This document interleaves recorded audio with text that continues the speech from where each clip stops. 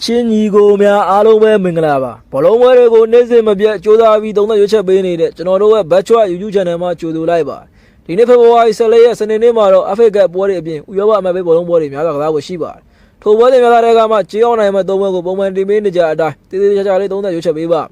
ဗီဒီယိုရဲ့အဆုံးမှာလည်းမောင်နှက်ကကိုတခြားလေးစဉ်းစားပြီးထည့်ပေးထားပါတယ်ရွေးချက်မှုမစားခင်ပန်းမကြီးဘူးဆိုရင် Channel ကို Like and Subscribe နေပြီးအားပေးခဲ့လို့ရပါတယ်အားပေးတဲ့သူတဦးတော်ချင်းကိုလည်းအထူးကျေးဇူးတင်ပါတယ်သုံးသက်ဗီဒီယိုတွေကိုညီကိုတို့အပေါင်းပါရစိတ်တစ်ခုနဲ့တင်ပေးခြင်းဖြစ်ပါတယ်အခြား member တွေ VIP တွေဝင်စရာမလိုပဲ free ဖြစ်ပါတယ်ပထမဆုံးပွဲကိုတော့အခုည8နာရီခွဲမှာကံမဲ့ series ရဲ့ပွဲစဉ်ဖြစ်တဲ့ကိုမိုအသင်းနဲ့ Fiorentina အသင်းပွဲကိုရွေးချယ်ထားပါတယ်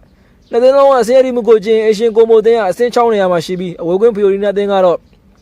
့တန်းသင်းလုံးအဆင့်7နေရာမှာရှိပါတယ် Asian ကိုမိုအသင်းရဲ့လက်ရှိအနေအထားကိုကျင်း series ရဲ့နောက်ဆုံး9ပွဲမှာ2ပွဲနိုင်2ပွဲသေ1ပွဲရှုံးထားပါတယ် series ကိုဒီနေ့မှတက်လာတဲ့အသင်းဖြစ်ပေမဲ့နီးပြ Fabrica လက်အောက်မှာအသင်းကဥရောပဒေသကတော့မျှော်လင့်လို့ရတဲ့ခြေသွမ်းမျိုးရှိနေပါတယ်ကိုပါလီလီယာရှုံးတဲ့ပွဲစဉ်မှာလည်းနာပိုလီအသင်းကိုပင်နယ်တီဆုံးဖြတ်နေပြီးစမီးခိုင်ရထားတဲ့အသင်းလည်းဖြစ်ပါတယ်ဒိုင်ယာကဒီဘက်မှာ2ယောက်ပဲရှိပါတယ်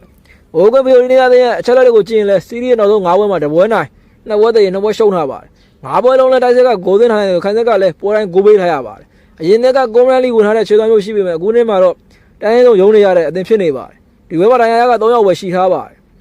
စီးရီးရဲ့မှာနှစ်သင်းတွေ့ဆုံမှု3ချိန်ရှိထားပြီးအရှင်ကိုမိုကတစ်ချိန်နိုင်ပြီးကျန်တဲ့ချိန်ကိုတော့ဖီယိုရီနီယာအသင်းကနိုင်ထားပါတယ်ကိုပါလီလီယာပွဲစဉ်မှာတော့ကိုမိုအသင်းက1-3နဲ့နိုင်ထားပါတယ်လက်ရှိပေါ်ရပွင့်လင်းမှုကိုကျင်းကိုမိုကဘော်ဒီကြီး1ပေါင်း50ကိုပေါင်းကြီး3လုံးပေါင်း90ပေါက်တယ်ကိုမိုအသင်းရဲ့အိမ်ကွင်းနောက်ဆုံး9ဘက်ကန်တာကိုကျင်း2ပွဲနိုင်2ပွဲသေ1ပွဲရှုံးထားပါတယ်ဖီယိုရီနာအသင်းရဲ့အဝေးကွင်းနောက်ဆုံး9ဘက်ကန်တာကျင်းလည်း1ပွဲနိုင်1ပွဲသေ3ပွဲရှုံးထားပြီးပွဲတိုင်းခံဆက်ကဂိုးပေးထားရပါတယ်အရှင်ကိုမိုအသင်းနဲ့ဥရောပဒေသကတော့ဒီဘက်ကအရေးပါတယ်လို့အဝေးကွင်းဖီယိုရီနာအသင်းတို့လည်းတိုင်းဆုံးကလို့ဖို့ဒီဘက်မှာအမှတ်ရဖို့လိုအပ်ပါတယ်ကိုမိုအသင်းကအိမ်ကွင်းပွဲတွေဆိုခံဆက်ကဂိုးပေးရနဲတဲ့အသင်းဖြစ်ပေမဲ့ဒီဘက်မှာဖီယိုရီနာအသင်းရဲ့တိုင်းဆုံးရုံးအားကြောင့်ဂိုးပေးရမယ်လို့တွေးထားပါတယ်နှစ်သင်းလုံးကလည်းကိုစီလိုအပ်ချက်တွေရှိထားတဲ့အတွက်ဒီဘက်ကိုခံစစ်သားပေးပြီးကစားလာမှာတော့မဟုတ်ပါဘူးဒီဘက်မှာအပြန်အလှန်သွင်းဂိုးတွေနဲ့ဂိုးများမဲ့ပွဲလို့ယုံကြည်ထားတဲ့အတွက်နှစ်သင်းပေါင်းဂိုးများပဲကြိုက်ပါတယ်ရလက်အနေနဲ့ 2-1 1-2 နဲ့ပြီးဖို့များပါတယ်နှစ်ပွဲမြောက်အနေနဲ့အခုည9နာရီမှာကံမဲ့ဘိုနယ်လီဂါပွဲစဉ်တစ်ပွဲဖြစ်တဲ့ဝါတာပရီမီသင်းနဲ့ဘိုင်ယန်သင်းပွဲကိုရွေးချယ်ထားပါတယ်နှစ်သင်းလုံးရဲ့လီဆန်တွေကိုကြည့်ရင်ဒီနေ့အေရှန်ဖြစ်ကစားမဲ့ဝါတာပရီမီသင်းဟာရမှတ်19မှတ်နဲ့တိုင်းရုံနဲ့ရောက်နေပြီးအဝေးကွင်းဘိုင်ယန်မျိုးနဲ့အသင်းကတော့ရမှတ်54မှတ်နဲ့ဇယားထိပ်ဆုံးမှာဦးဆောင်ထားပါတယ်အင်ရှင်ဝါရာပရီမီသင်းရဲ့နောက်ဆုံး9ပွဲကန်တာကျင်း2ပွဲသေ3ပွဲရှုံးထားပြီး2026မှာနိုင်ပွဲမရတဲ့အသင်းဖြစ်ပါတယ်။ဒိုင်ယာရဲ့ကြောင့်ဒီပွဲမှာကစားသမား6ယောက်ထိလွှတ်ထားပါတယ်။အေကွင်းနောက်ဆုံး9ပွဲကန်တာကိုကျင်း3ပွဲသေ2ပွဲရှုံးထားပြီး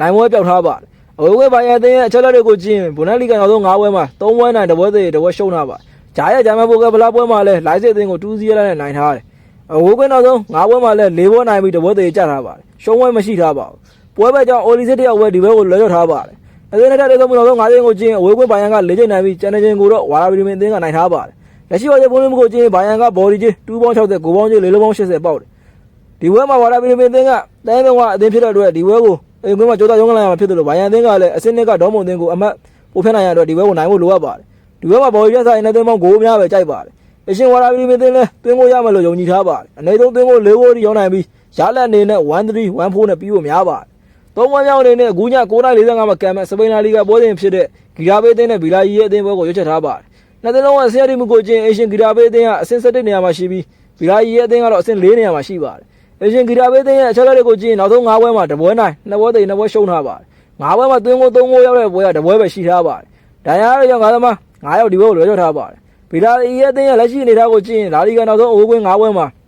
3ပွဲနိုင်2ပွဲသေ2ပွဲရှုံးထားပြီးအဝေးကွင်းရလက်ကောင်တော့တွေ့ရပါတယ်။အနေနဲ့ပွဲမှာလည်းအစပန်ဂျိုအသင်းကိုအိမ်ဝင်ကစားပြီး4-1ရနဲ့နိုင်ထားတယ်။အသင်းမှာတော့ဒိုင်ယာရဲ့ကြောင့်ဂါသမားတော်တော်များများလွှဲချထားပါတယ်။အသင်းတဲ့ဆုံးမှုပထမကျောင်းမှာတော့ဗီလာရီရဲ့က2-0နဲ့နိုင်ထားပါတယ်။တွေ့ဆုံးမှုနောက်ဆုံး9ချိန်ကိုကျင်းရင်လည်းအဝေးကွင်းဗီလာရီရဲ့ကအသာရတာတွေ့ရပါတယ်။2ချိန်နိုင်ပြီး3ချိန်သေကျထားပါတယ်။လက်ရှိပေါ်ရပုံးလင်းမှုကိုကျင်းအဝေးကွင်းဗီလာရီရဲ့ကဘော်ဒီကြီး level 40ကိုပေါင်းကြီး2ပေါင်း10ပြပေါက်တယ်။ဗီလာရီရဲ့ဘော်ဒီကြီးပြောတာကအသင်းမှာဒိုင်ယာရဲ့အများကြီးဖြစ်မယ်လို့ထင်ပါတယ်။ကိုပေါင်းကြီးပြောတာကလည်းဂီရာဘေးအသင်းရဲ့အိမ်ကွင်းမှာရောက်မှုကြောင့်လို့လည်းထင်ပါတယ်။အခုလက်ရှိဂီရာဘေးအသင်းရဲ့အိမ်ကွင်းနောက်ဆုံး3ပွဲကတော့နိုင်ပွဲပျောက်ထားပါတယ်။ဂီရာဘေးအသင်းကအဆင့်17နေရာမှာရှိပေမဲ့ဇယားအုပ်ကအသင်းတွေနဲ့အမှတ်ကတိုက်ပြီးတော့မကွာတဲ့အတွက်ဒီပွဲမှာအမှတ်ရဖို့လိုအပ်ပါတယ်။အဝေးကွင်းဗီလာရီရဲ့အသင်းကလည်းချန်ပီယံလိဝင်ဖို့အတွက်ဒီပွဲကိုအာရုံစိုက်ရမှာဖြစ်ပါတယ်။ဒါပေမဲ့လည်းလီဂါကမှတော်တော်များများတော့ဒိုင်ယာရနေပါတယ်။ဒီပွဲမှာဒိုင်ယာရများပေမဲ့အဝေးကွင်းကစားပုံပိုကောင်းတဲ့ဗီလာရီရဲ့ဘော်ဒီကိုပဲရွေးချယ်ပါတယ်။အနေဆုံးသေချာနိုင်ပြီးမရှုံးဘူးလို့လည်းတွေးထားပါတယ်။